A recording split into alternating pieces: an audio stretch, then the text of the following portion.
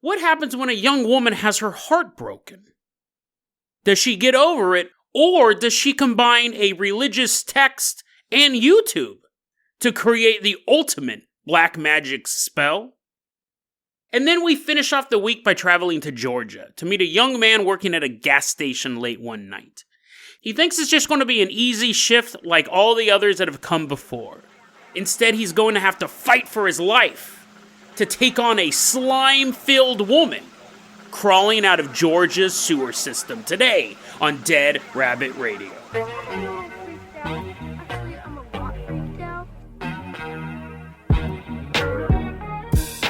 Hey everyone, welcome back to another episode of Dead Rabbit Radio. I'm your host, Jason Carpenter. I'm having a great day. Hope you guys are having a great day too. Hope you guys have some fun plans for the weekend. This is a short week. We're only doing 4 episodes this week. But next week we'll be back to our regular schedule. Someone who always is regular, I'm assuming they don't have any bowel obstructions. Coming into Dead Rabbit Command right now is one of our newest Patreon supporters. Everyone on your feet, give it up for Bull Weevil. Woo! Everyone, yeah, give a big round of applause. He's rolling on in. Isn't that like a hedgehog or something? Or it's either a hedgehog or some sort of pestilent bug. Bull, you're going to be our captain, our pilot this episode. If you guys can't support the Patreon, that's fine too. Just help spread the word about the show. That really helps out a lot. Talk about it online. Talk about it to your friends. Spreading the word of the show helps the show grow. Bull Weevil, whether you are fuzzy and cute or super disgusting with 1,000 legs, let's go ahead and toss you the hair hang glider. We're going to glide out of Dead Rabbit Command. We're flying all the way out to York University.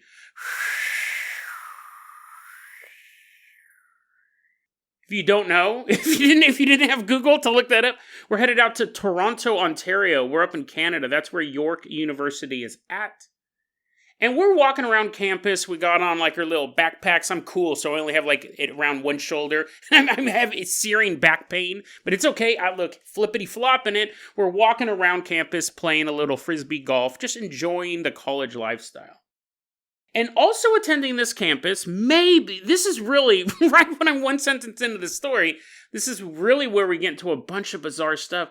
Possibly going to this campus a couple years ago was a young woman named Sara Ali. Now, I got to give a shout out to a user online who goes by the name of Amdri. Amdri, thank you so much for bringing this to my attention. I just found out about this yesterday. This is so weird, and already pieces are starting to be removed from the internet. So now I'm going to put it in this podcast. Hopefully this episode doesn't get removed. Let's just get into it. So Amdri, though, did a really good job of laying out this mystery. What happens is there is a YouTube channel that goes by the name Sara Ali. And Sara Ali posted 2 videos 3 years ago. And there's only 2 videos on the channel in this whole time. One is called Quran, as in the Muslim holy book. And the other one is called Quran for Sleep. And they both basically are the same thing. They are a long passage of the Quran. Specifically, it's a recording of the Surah Al-Baqarah. The Surah Al-Baqarah, which is the longest verse of the Quran.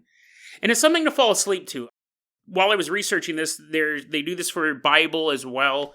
It's just so you can fall asleep to Bible verses and stuff. I'm assuming it's some of the good ones, like Proverbs, and it's not like, and David slew all of his enemies. He killed the babies because they were Philistines. I don't know if that part's in the sleeping part for the Bible, but it's something to fall asleep to. So these videos are both about 3 to 4 hours long, and it's just the recitation. Now, the one that I looked at the most was called Quran. There's the 2, Quran for Sleep, and the one titled Quran, but they both are the same thing. They're both something to listen to while you fall asleep.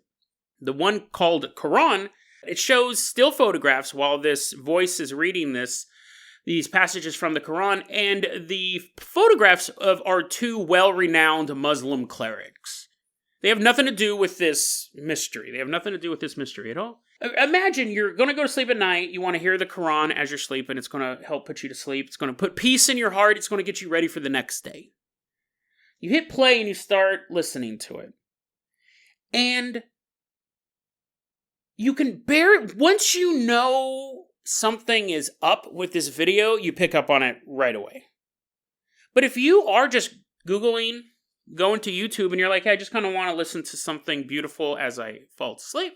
Something that sparks the divine light inside of me. I'm going to listen to the Quran. You just hit play. And you're probably asleep, in a couple minutes. But Sara Ali has laid a second audio track underneath this recital of the Quran, of the Surah al-Baqarah. Now, on the one titled Quran for Sleep, which had 6.5 million views until it was removed just yesterday, in 3 years it racked up 6.5 million views, Quran for Sleep, you can barely tell anything is going on. But in the video known as Quran, which has a lot less views, it only had about 200,000 views. That one's still up right now. 200,000 views, and if you look at the YouTube comments, people are warning each other, don't listen to this video. There's something wrong with this video, and the reason why this one got less plays, and the reason why people were calling this out, is because in the video, known as the Quran, which again is like 3 to 4 hours long, the audio of the recital of the Surah al-Baqarah drops out for a moment. And we clearly hear the reason why Sara Ali posted these videos. This is insane. These videos are up for years. Quran for Sleep played 6.5 million times, and you can hear the background check, but you don't hear it drop out as drastically. Let me play for you what Sara Ali, that might just be a pseudonym, right? But let me play for you right now what people heard when that audio, and this is like 3 hours into the video. This is quite a ways in. Here we go.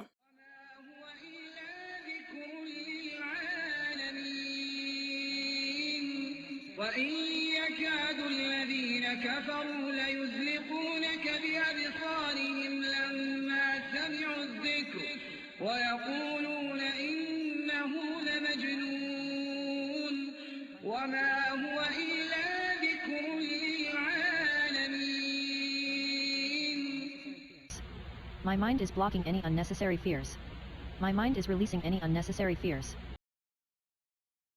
Let me read it to you if you weren't able to catch that. I'll read you some of it. First off, it starts by going, my mind is blocking any unnecessary fears. My mind is releasing any unnecessary fears. That's great, right? You shouldn't have unnecessary fears. Maybe, and this was my first thing when I heard this.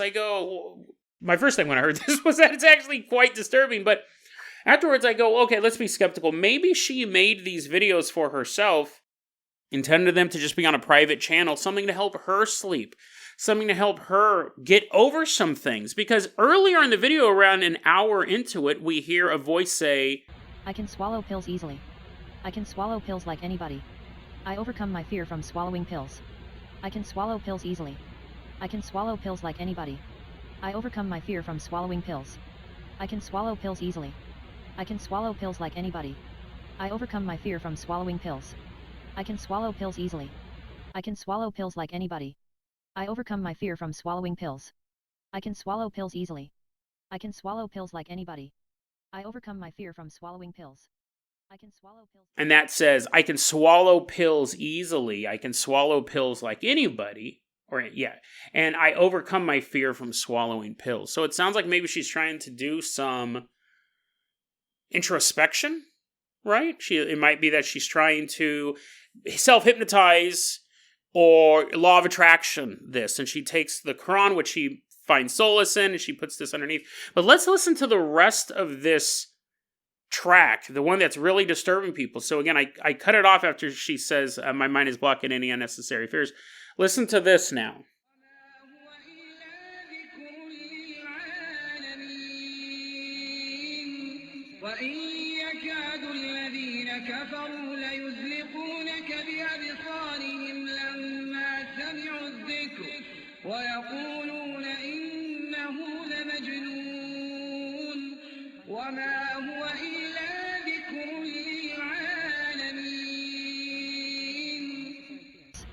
My mind is blocking any unnecessary fears.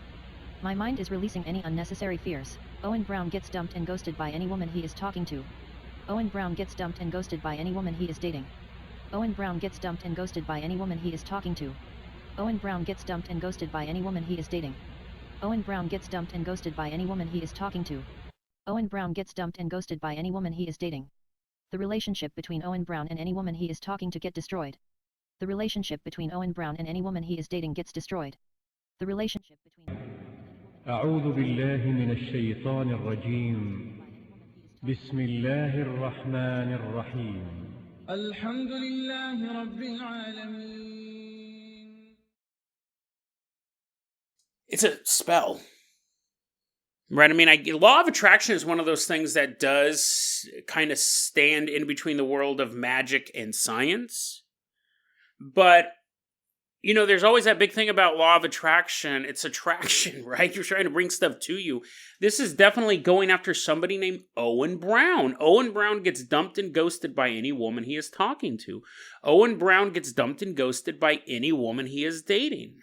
The relationship between, and it goes on and on. And remember, we only know this is what she says here, because this is what we can hear clearly. The rest of the video, it's 3 to 4 hours long. There's 2 different videos. One's 4 hours long, one's 3 hours long. What in the world is she saying the rest of the time? We do have a clip. I can actually tell you one other thing she says in this video, and this is why people have kind of started to piece things together. She says, this is 4 hours and 7 minutes into the video, Quran. Oh, I'm not going to play it again. Owen Brown is spending the rest of his life with me. Owen Brown is coming back to York University for me. Owen Brown, listen to every word I say to him. Owen Brown, listen to every order I give to him. And people have started talking about this online. This has really blew up recently on this Reddit thread that Amjri posted.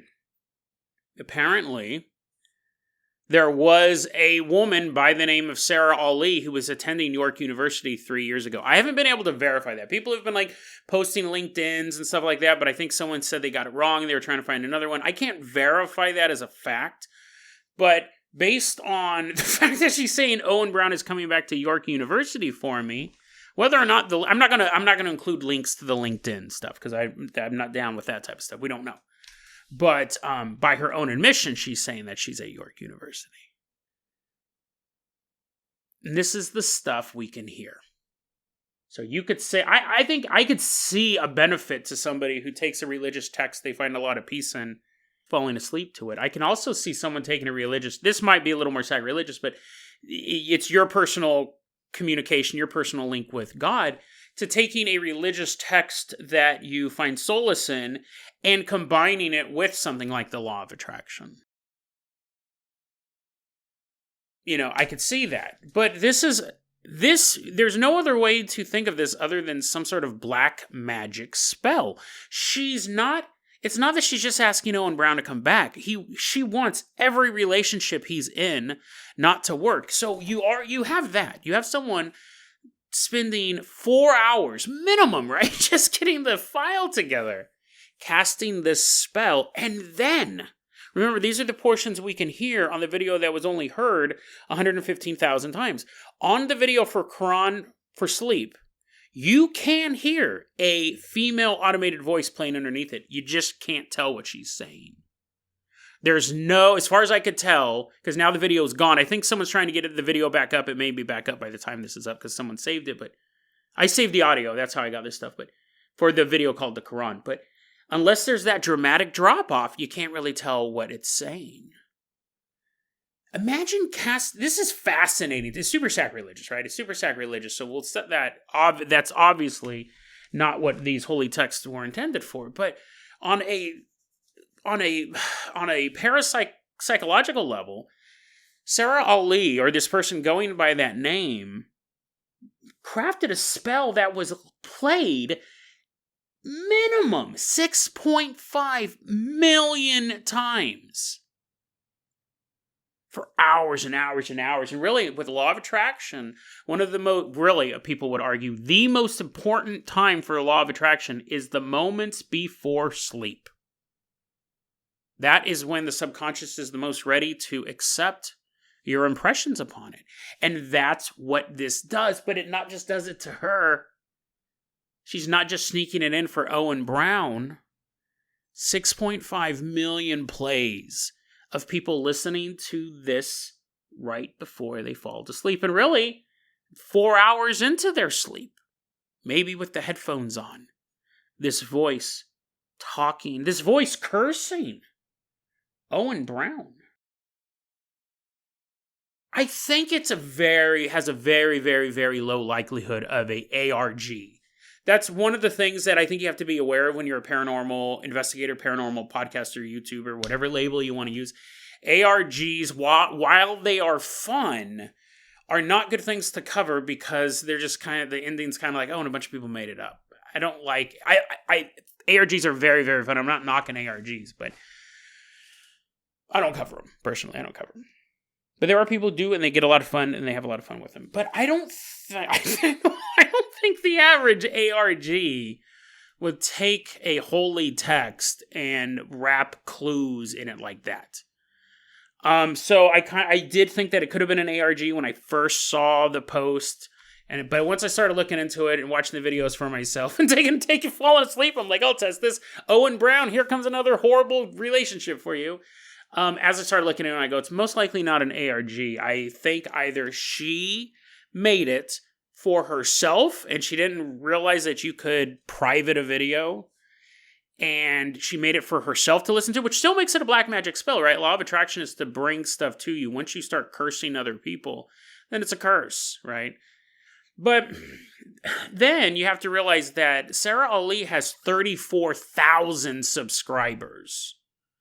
So while she could have uploaded the videos for herself 3 years ago and not knowing that there was a private function to watch the video privately, she would know that she had 34,000 subscribers. She would start to see the comments come through.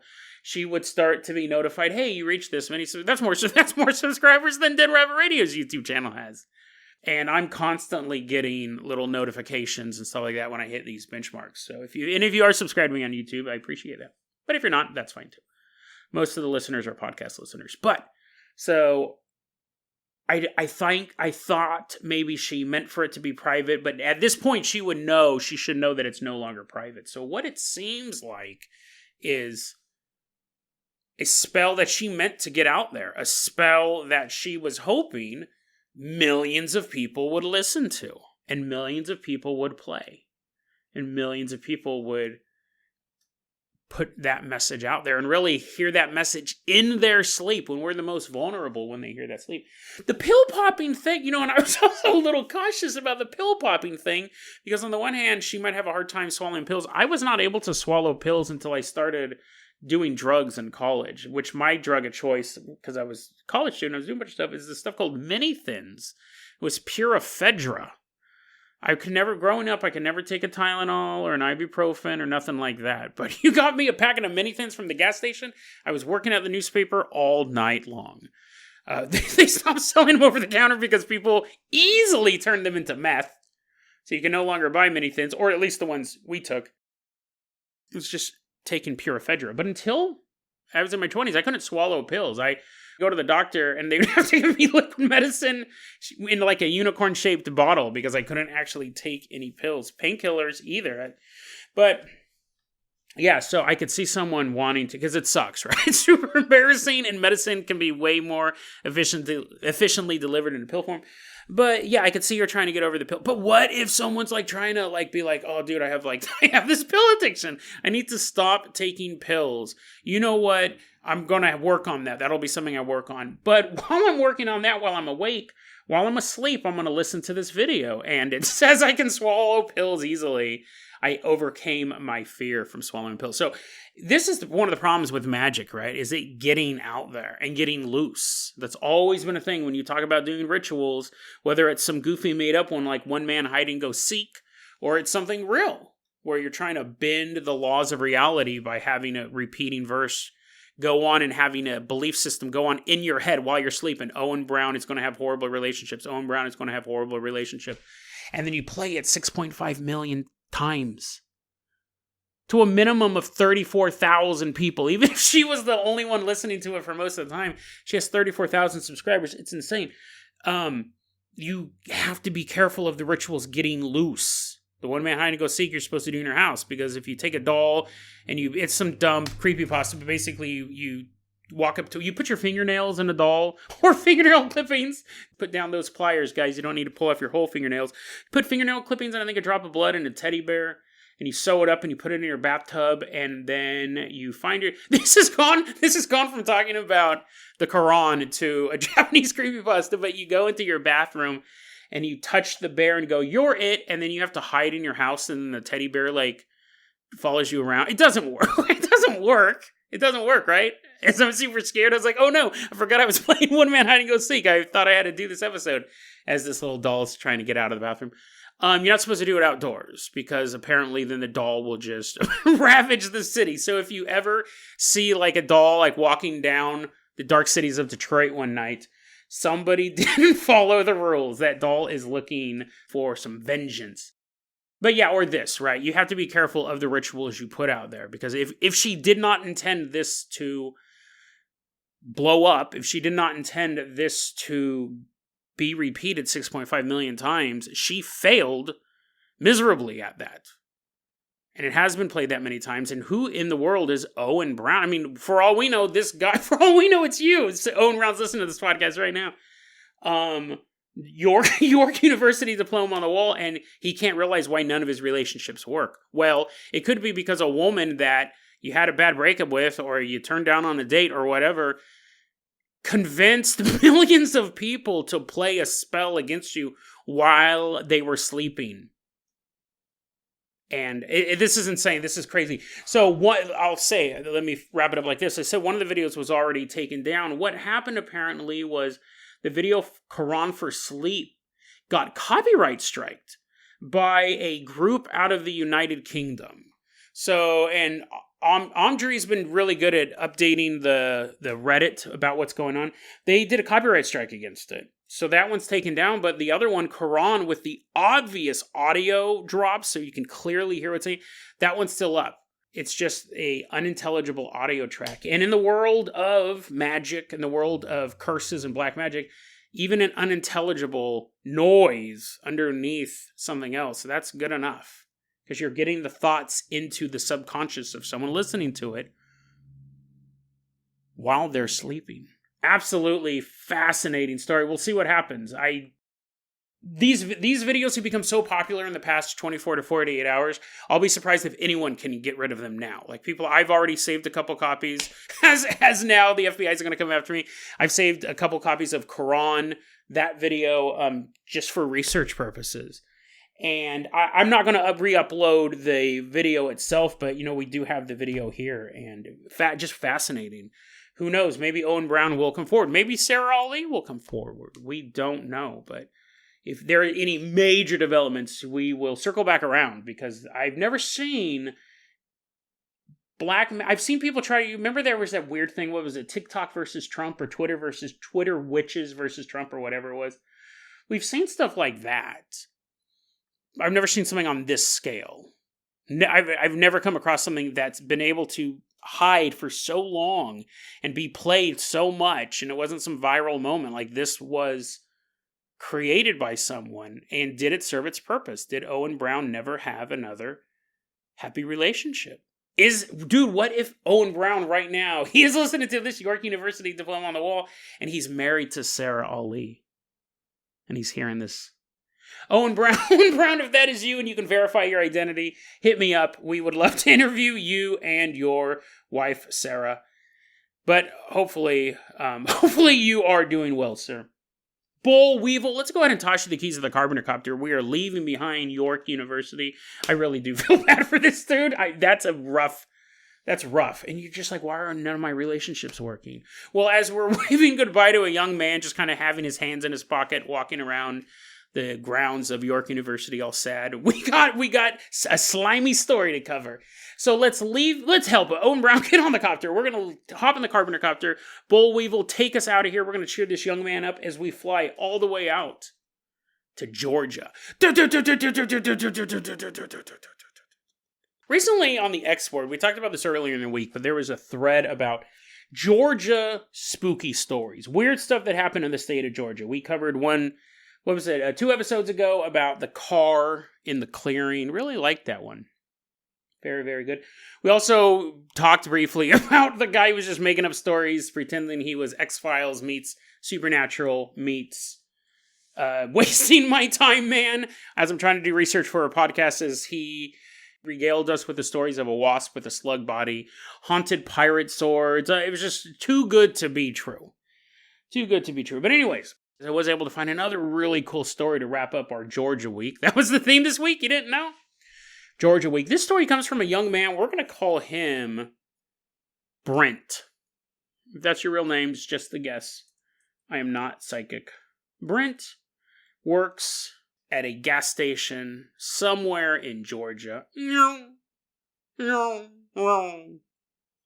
actually works the overnight shift, so if 3 cars drove by that one after another, it'd probably be one of his busiest nights. He worked the overnight shift at this gas station. He says, for the most part, totally chill job. A lot of truckers would come through. And the way it was set up was just for safety, right? We're in the middle of Georgia. The front door was locked. And he goes, what I would do is when a trucker would come up, I'd put down my phone. I was mostly on my phone all the time.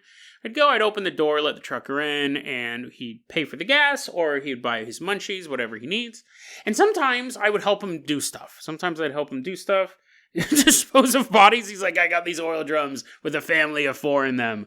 Here's $20.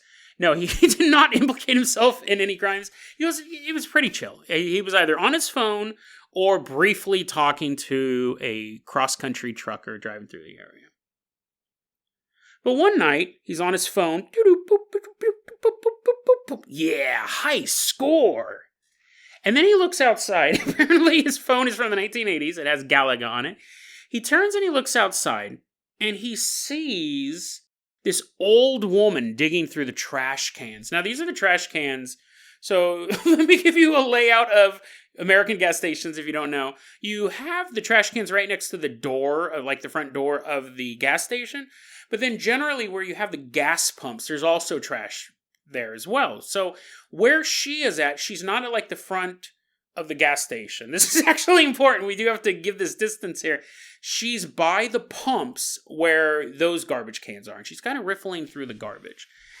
Now, Brent goes, listen, that's not new, right? We see a lot of people come through this area. It's not super out of the way, right? It's not next to the Okefenokee Swamp. There's no ghost pirates walking around with their made-up swords. He goes, you do get people coming through the area, homeless people, and they'll dig through the trash looking for cigarette butts. Trying to get 1 or 2 last puffs off of that Camel cigarette that some wayward traveler wasted. He's like, what? You wasted this? Ah, delicious goodness. This is all covered in motor oil. He explodes. It was worth it. People would go through the trash cans looking for their nicotine fix. So he has the perfect fix for this, right? He doesn't want this person. He doesn't want this person going through the garbage can. Last week, a guy lit a cigarette covered in oil. Almost blew up the entire gas station. So the gas pumps here, and a lot of it, again, this is something that's pretty common in American gas stations, they have an intercom system. So the driver of the vehicle and the gas station attendant can talk to each other without actually having to meet each other. Because heaven forbid we actually have conversations of any meaning with our neighbors. Brent hits the intercom button. Hey, go away. Get out of here. I don't know if he sounded like Beavis and or Butthead, but he told the lady to scram. Just get lost, right? I don't want you to go rifling through my trash, making a big old mess. And the intercom goes off, and the woman looks up, and she hears the intercom, right? But she looks at the gas station. And it's probably separated by maybe like, what would they normally be? Like maybe 15, 20 feet? And it's not that big. She looks at the gas station. Now, it's one of those mini-mart type things with the big giant windows, and Brent can see out of the gas station, but because of the huge decals for like energy drinks and Slurpees or whatever it is, she can't see in. He can see her kind of looking around, trying to get a good view of him, or whoever said that, right? She just got heard scram. She thinks it might be the great Cornholio. He's looking at her, and she begins to walk towards the gas station. Specifically, she's headed right to the front door. Now, as she is moving towards him, he's able to kind of figure out more of what's going on, because even though he can see out through the decals, it's still hard to see full detail when there's a giant Slurpee in front of you. And she was far away, she was obscured by the gas pumps as well. As she's getting closer to the store, he realizes she's holding something metal. Doesn't know what it is. Doesn't even really venture a guess.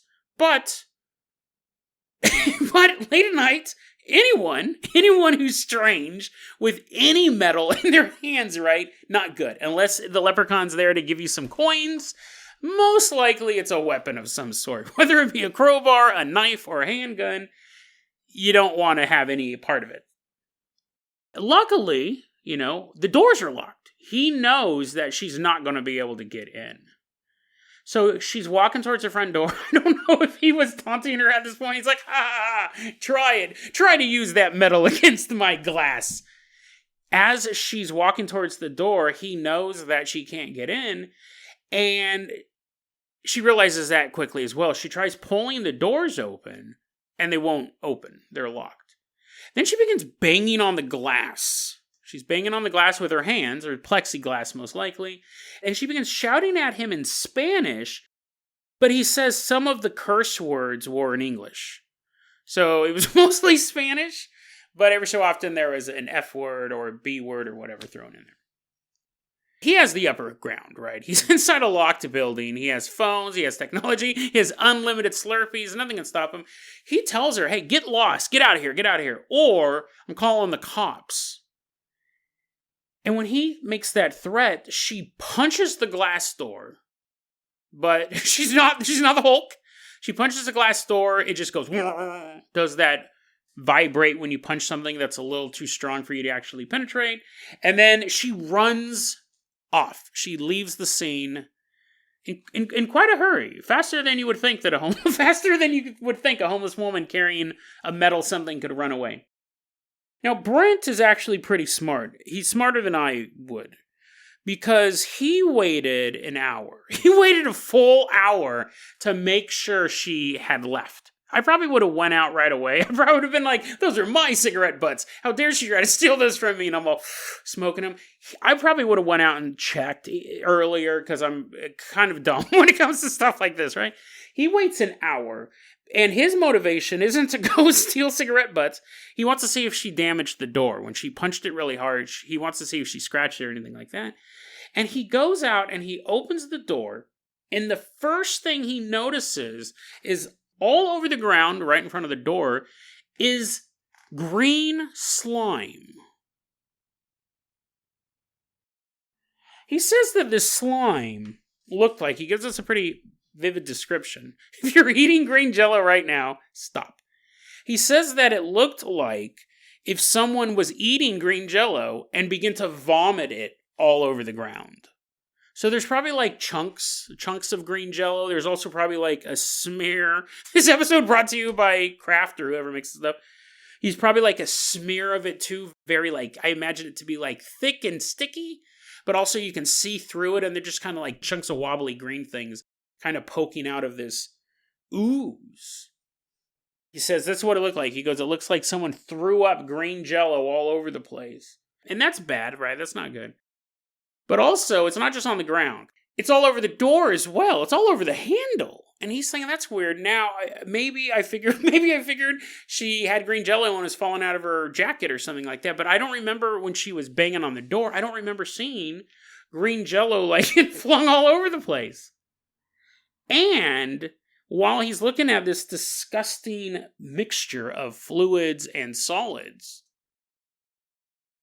what he's really worried about, he's not really worried about how it came to be, the smell. The smell is, if something loud is deafening for your hearing, it's that, but nose related. I'm sure there's a word for it. Overpowering is probably the word for it. His nostrils immediately are engulfed with the smell of rotting animal flesh and burnt rubber. A smell that is so natural and a smell that is so of the modern world colliding together. So he figures, I'm going to have to clean this up later. Like, I'm going to have to get, like, some gloves and a hazmat suit and a new job and just quit this one. He goes, I'm going to have to clean this up later because this is super disgusting and super smelly. I'm not ready to do this yet.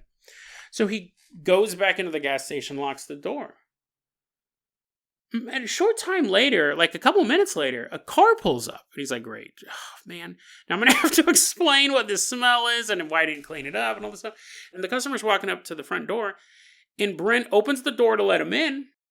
And as the dude's walking inside, Brent goes, hey, listen, I know, I'm so sorry about that. So sorry about that mess out there. It's super gross, but I'll get it in a second. And he says, the customer looked at me like I was the biggest idiot in the world. Like, the customer was like, he didn't say this, but he got the impression the customer was thinking, what mess? What are you talking about? The customer goes about his business, and as Brent is taking him back out of the store because he has to lock the front door again, opens the door up, the slime is gone. It's all gone. The next day, Brent brings this up to his manager. The next day, he goes, hey man, you won't believe what happened. This woman came, this crazy homeless lady, that part you believe, that happens all the time, but crazy homeless lady came, told her to get lost, she's banging on the door, and then all of a sudden she left this green slime everywhere. It's super stinky. It's kind of freaked me out because it just disappeared at a certain point. And he says the manager looked him dead in the eyes and said, quote, next time, you should mind your own business. To which Brent doesn't say what his reply was, but technically it was his business. He was literally in a business. But he kind of just let it drop. He didn't understand why his manager had that reaction. And Brent says, to wrap this story up, one day he mentioned this story to a friend of his. This is a story you would want to tell people because it's just so weird. The friend who actually works for the city, we don't know what city this is, but Brent says in the city they're at, his friend goes, you want to know what's weird? Like, yeah, that's weird, but I have a story. I'm a one-upper. I have a story weirder than that. Every so often, we hear from people working in the municipal district and the sewage, sewage workers and stuff like that. He goes, they'll be down there, and this happens all the time. The walls will be coated with green slime. Something down there is oozing its way around the city. And to wrap all of this up, Brent says, to this day, when he shows up to work, when he walks up to that front door, to this day, he can still smell the slime. We don't get enough of these. I love urban legends, but I love when the urban world collides with the supernatural. It's really cool, and it's an underrated... I'm sure it happens way more often. We've covered homeless shapeshifters, and we covered that predator, that giant who was in the subway system hunting humans. I'll try to find those episodes for the show notes. The older episodes, sometimes those little stories are hard to find, but it's the perfect hunting ground for a cryptid, the cities. Because people go missing all the time. Chicago has a really big problem they have a really big problem with a lot of stuff, but one of the problems cryptid related is there is a winged creature. We covered that. I'll find that episode. This winged creature stalking Chicago. It's been cited so many times. This Batman of Chicago. Not literally the Bat. I would move to Chicago if Batman was there. But I'd become a criminal. But there's some sort of gargoyle-esque winged creature flying around Chicago. I mean, there's been sightings of it for years. It's not like some old legend. I mean, like years as in the past 10 years. So I love the idea. And when you have a gas station, those also live in those weird spaces in between the urban and the suburban. Gas stations always seem to be, even when the gas station in a city, it seems to almost have its own atmosphere. Little gas stations, little mini marts seem to have their own ecosystem. And when you have this cryptid or this, whatever this was, right? I think more of cryptid. Originally, I was thinking it could be some sort of demon, some sort of cursed spirit or cursed person. But the fact that it's leaving residue in the sewer system starts to give it a feeling that it's part of the ecosystem.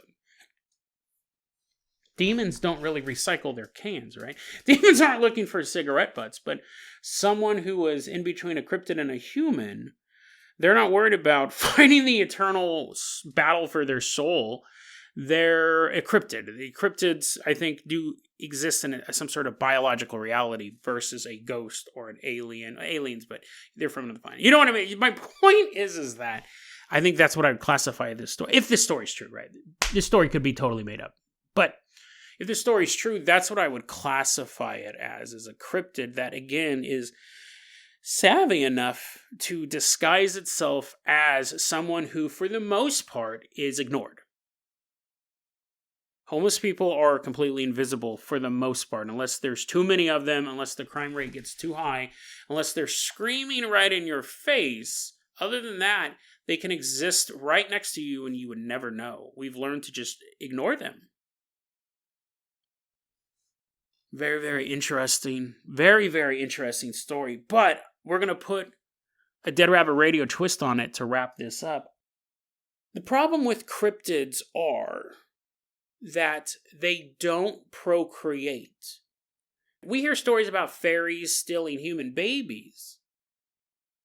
And that's how they keep their race going, or they drop off their changeling and it's raised by human people. But cryptid procreation is not a well-studied thing. Do chupacabras lay eggs? What's the infant mortality rate of a unicorn? Like, these things aren't really well known. So one thing we've talked a lot about Bigfoot is, one of my fascinating theories about Bigfoot is that you can become a Bigfoot. We've had stories of people turning into Bigfoots. I'm going to have to find so many episodes for the show notes for this one, but people turning into Bigfoots, and then Bigfoots wearing remnants of human clothing.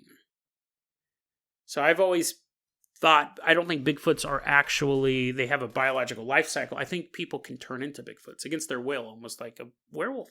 So I'm a little concerned for Brent, because the fact that he's the only one who saw this slime, and to this day he can smell the slime, along with his boss's admonishment, is that a word?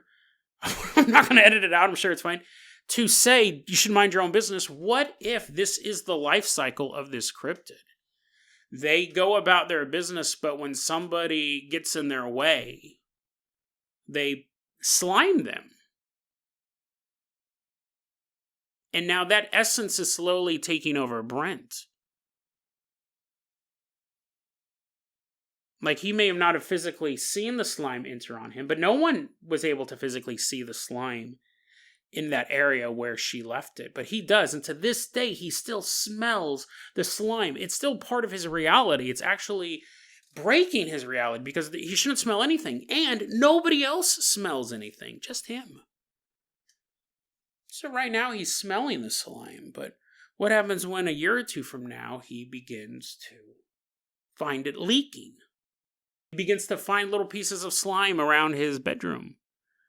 Wakes up in the middle of the night, he's like, what? That's weird. Why do I feel something cold between my butt cheeks?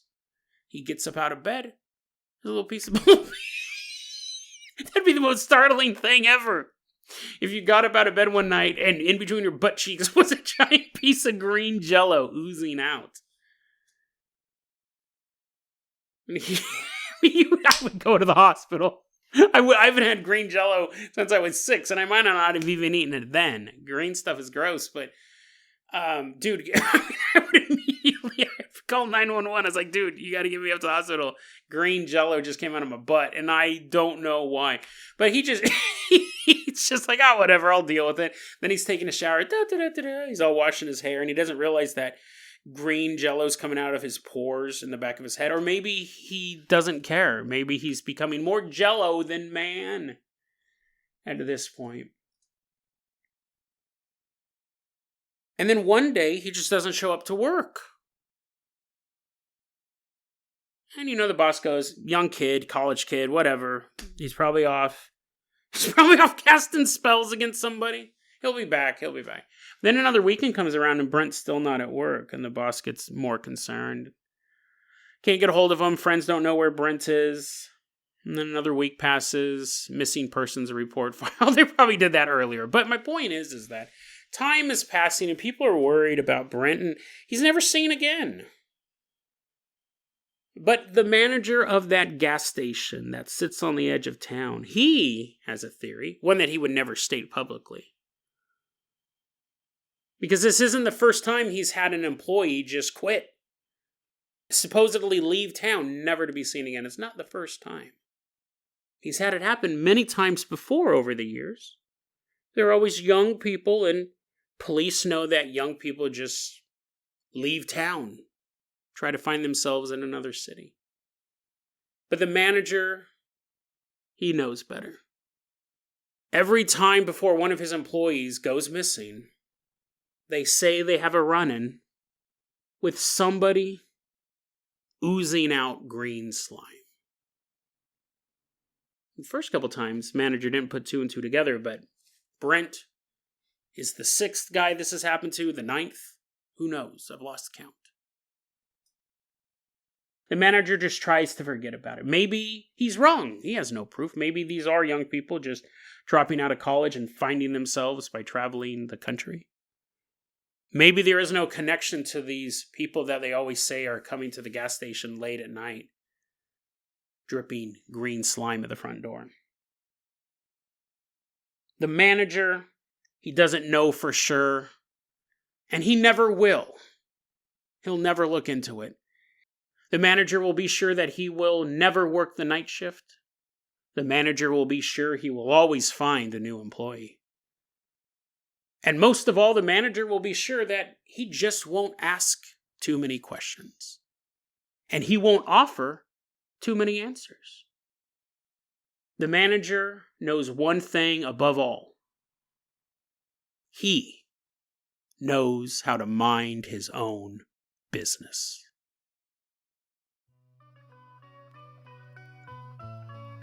deadrabbitradio@gmail.com is going to be our email address. You can also hit us up at facebook.com/deadrabbitradio. TikTok is @deadrabbitradio. Dead Rabbit Radio, I love this show, guys. I love that you guys love the show. I'm so glad to be back.